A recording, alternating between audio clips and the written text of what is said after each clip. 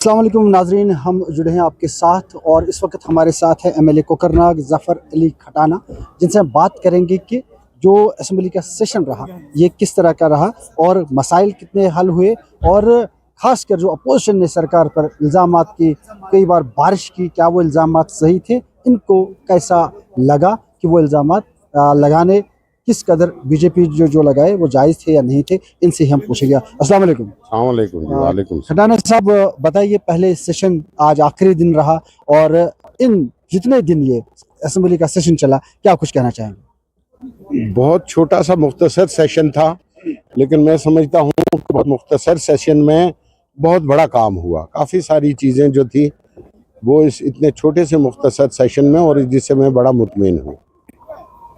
रहा सवाल, आपने ये कहा कि बीजेपी के इल्ज़ामात, बीजेपी के इल्ज़ाम लगाने का कोई जवाज़ नहीं है, क्योंकि बीजेपी वो जमात है जिसने 2019 में रियासत का बेड़ा गर्क किया। पीडीपी ने एक दरवाज़ा खोला बीजेपी के लिए।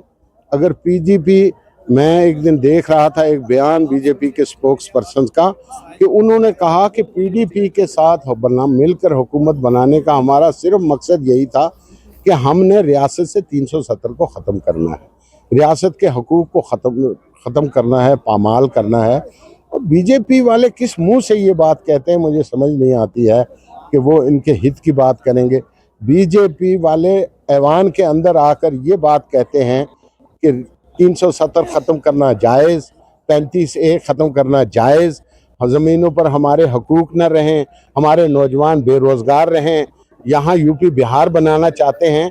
तो ये बीजेपी का एक बड़ा अफसोसनाक स्टैंड है, वो डबल स्टैंड है। वो इधर बाहर निकल कर कुछ कहते हैं और ऐवान के अंदर कुछ कहते हैं। बीजेपी वाले ये भी इल्ज़ाम लगा रहे थे कि 1 साल मुकम्मल हुआ, लेकिन 1 साल मुकम्मल होने के साथ ही अगर देखें तो जो सरकार है वो अवाम को राहत पहुंचाने में नाकाम रही। इस पे क्या कहना चाहेंगे?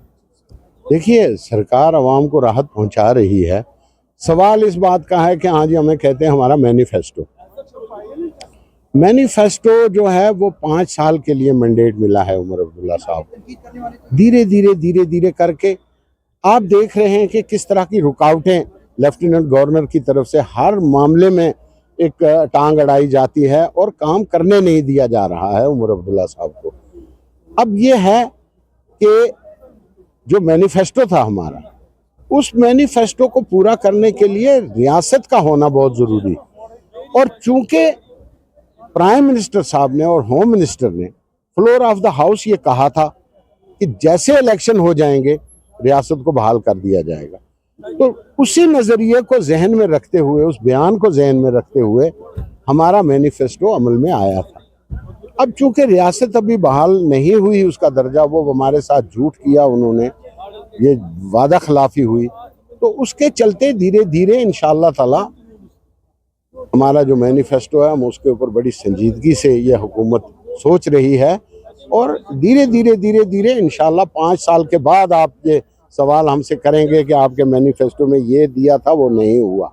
मरकज़ी सरकार का मानना है कि जिस तरह से पहलगाम में अटैक हुआ, उसके उस तरह के वाक़यात जब तक मुकम्मल तौर बंद नहीं होंगे तब तक देखा जाएगा, क्योंकि वो भी मुनासिब वक़्त की बात करते हैं। क्या आप मानते हैं कि मुनासिब वक़्त आज है या कि अभी वाक़ई में इंतज़ार करने की ज़रूरत है? देखिए, जो पहलगाम अटैक हुआ, जिम्मेदारी किसकी है?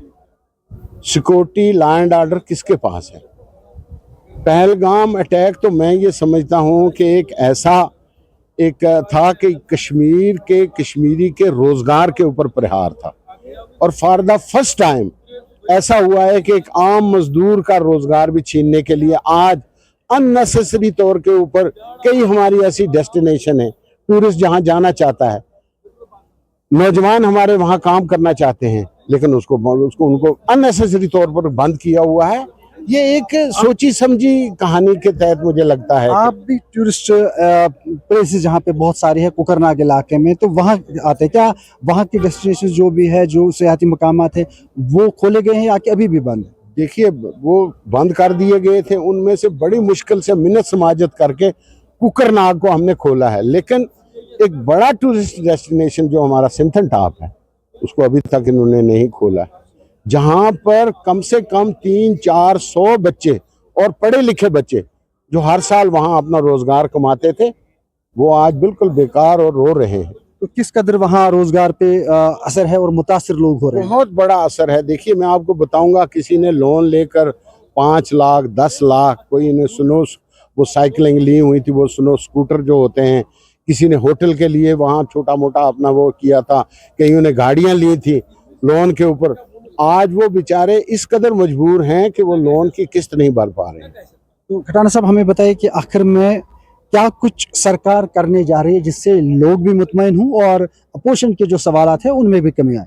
देखिए मैं ये समझता हूँ कि उमर अब्दुल्ला साहब जिस दानिशमंदी के साथ और जिस बुर्दबारी के साथ वो ये जहन में रख करके कि लोगों के हित को, लोगों के मुफाद को वो तरजीह दे रहे हैं। वरना अगर उमर अब्दुल्ला साहब चाहते सिर्फ कुर्सी उनको लेनी होती तो वो इनको साथ मिला करके भी हुकूमत 5 साल कर सकते थे, लेकिन नहीं, उन्होंने वो भी नहीं किया। और उन्होंने लोगों का हित जो है उसके लिए उनको तनकीद भी सहनी पड़ी, उनके ऊपर जुमले भी कसे जाते हैं, लेकिन चूंकि रियासत के मफाद और अवाम के मफाद को उन्होंने जहन में रखते हुए, जैसे एक बड़ा फैसला उन्होंने लिया दरबार मूव का, दरबार मूव के न जाने से जम्मू और कश्मीर के दरमियान में एक खाई बनती जा रही थी, जिस खाई को उन्होंने ख़त्म किया। और जम्मू के लोग भी हमारे हैं, मेरा जम्मू है, मेरा कश्मीर है। जम्मू के लोग वहाँ के व्यापार, वहाँ की होटल्स, वहाँ के कारोबार को फ़रोग देने के लिए ये एक बड़ा फ़ैसला उमर साहब ने लिया। इसी तरह आने वाले वक्त में भी उमर साहब की ये कोशिश है कि रियासत को ज़्यादा से ज़्यादा लोगों को बेहतर सहूलियात मुहैया करने के लिए हर इकदाम जो है वो उमर साहब की तरफ से उठाया जाएगा। उमर साहब ने लोगों के मफाद की खातिर खुद पर तनकीद भी ली, लेकिन उनकी कोशिश है कि जम्मू कश्मीर के अवाम को राहत मिले।